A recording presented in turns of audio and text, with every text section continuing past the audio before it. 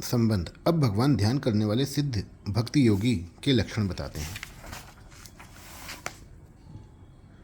सर्वभूत सर्वभूत स्थितम यो माम भजत्येकत्वमास्थितः सर्वथा वर्तमानोऽपि स योगी मयि वर्तते। मुझ में एक ही भाव से स्थित हुआ जो भक्ति योगी संपूर्ण प्राणियों में स्थित मेरा भजन करता है, वह सब कुछ बर्ताव करता हुआ भी मुझ में ही बर्ताव कर रहा है, अर्थात वह नित्य निरंतर मुझ में ही स्थित है। व्याख्या। पूर्व श्लोक में भगवान ने बताया था कि जो मेरे को सब में और सबको मेरे में देखता है उसके लिए मैं अदृश्य नहीं होता और वह मेरे लिए अदृश्य नहीं होता। अदृश्य क्यों नहीं होता? कारण कि संपूर्ण प्राणियों में स्थित मेरे साथ उसकी अभिन्नता हो गई है, अर्थात मेरे साथ उसका अत्यधिक प्रेम हो गया है। अद्वैत सिद्धांत में तो स्वरूप से एकता होती है, पर यहाँ वैसी एकता नहीं है। यहाँ द्वैत होते हुए भी अभिन्नता है, अर्थात भगवान और भक्त देखने में तो दो हैं पर वास्तव में एक ही हैं। जैसे पति और पत्नी दो शरीर होते हुए भी अपने को अभिन्न मानते हैं, दो मित्र अपने को एक ही मानते हैं क्योंकि अत्यंत स्नेह होने के कारण वहाँ द्वैतपना नहीं रहता। ऐसे ही जो भक्ति योग का साधक भगवान को प्राप्त हो जाता है, भगवान में अत्यंत स्नेह होने के कारण उसकी भगवान से अभिन्नता हो जाती है। इसी अभिन्नता को यहाँ एकत्व मास्थिता पद से बताया गया है। सर्वभूत स्थितम यो माम भजति। सब देश काल वस्तु व्यक्ति घटना परिस्थिति आदि में भगवान ही परिपूर्ण है, अर्थात संपूर्ण चराचर जगत भगवत स्वरूप ही है। वासुदेव सर्वम, यही उसका भजन है। सर्वभूत स्थितम पद से ऐसा असर पड़ता है कि भगवान केवल प्राणियों में ही स्थित हैं, परंतु वास्तव में ऐसी बात नहीं है। भगवान केवल प्राणियों में ही स्थित नहीं है, प्रत्येक संसार के कण कण में परिपूर्ण रूप से स्थित है। जैसे सोने के आभूषण सोने से ही बनते हैं, सोने में ही स्थित रहते हैं और सोने में ही उनका पर्यवसान होता है, अर्थात सब समय एक सोना ही सोना है। परंतु लोगों की दृष्टि में आभूषणों की सत्ता अलग प्रतीत होने के कारण उनको समझाने के लिए कहा जाता है कि आभूषणों में सोना ही है। ऐसे ही सृष्टि के पहले, सृष्टि के समय और सृष्टि के बाद एक परमात्मा ही परमात्मा है, परंतु लोगों की दृष्टि में प्राणियों और पदार्थों की सत्ता अलग प्रतीत होने के कारण उनको समझाने के लिए कहा जाता है कि सब प्राणियों में एक परमात्मा ही है, दूसरा कोई नहीं। इसी वास्तविकता को यहाँ सर्वभूत स्थितम माम पदों से कहा गया है। सर्वथा वर्तमानो अपि स योगी में ही वर्तते। वह शास्त्र और वर्ण आश्रम की मर्यादा के अनुसार खाते पीते सोते जागते उठते बैठते आदि सभी क्रियाएं करते हुए मेरे ही में बरतता है, मेरे में ही रहता है। कारण कि जब उसकी दृष्टि में मेरे सिवाय दूसरी कोई सत्ता ही नहीं रही, तो फिर वह जो कुछ बर्ताव करेगा उसको कहाँ करेगा? वह तो मेरे में ही सब कुछ करेगा। 13वें अध्याय में ज्ञान योग के प्रकरण में भगवान ने यह बताया कि सब कुछ बर्ताव करते हुए भी उसका फिर जन्म नहीं होता।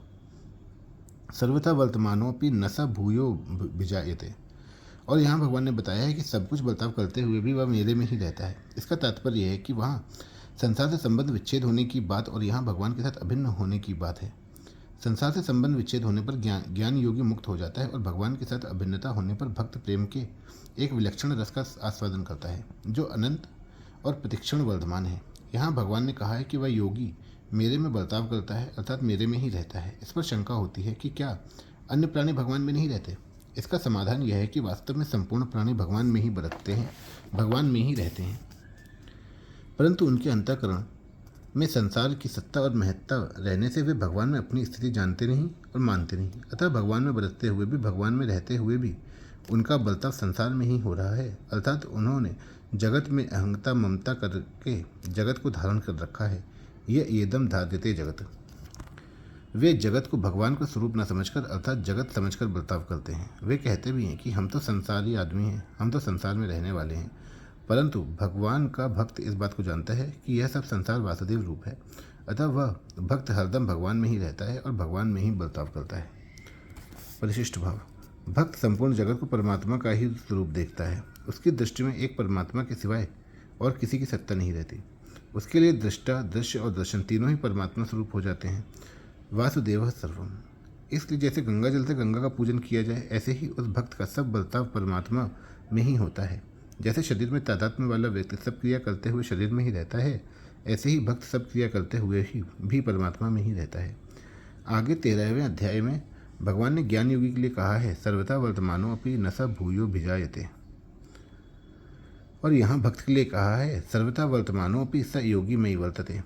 तात्पर्य यह हुआ कि ज्ञान मार्ग में तो जन्म मरण मिट जाता है, मुक्ति हो जाती है, पर भक्ति मार्ग में जन्म मरण मिटकर भगवान से अभिन्नता होती है, आत्मीयता होती है। इसी भाव को गीता में इस प्रकार भी कहा गया है तस्याहम न प्रणश्यामि सच मे न प्रणश्यति प्रियो हि ज्ञानिनो अत्यर्थमहम सच मम प्रिय ज्ञानी त्वात्मेव मे मतम ये भजन्ति तु माम भक्त्या मयि ते तेषु चाप्यहम।